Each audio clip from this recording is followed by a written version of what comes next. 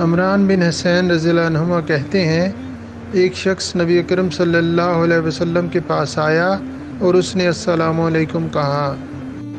آپ صلی اللہ علیہ وسلم نے اسے اسلام کا جواب دیا۔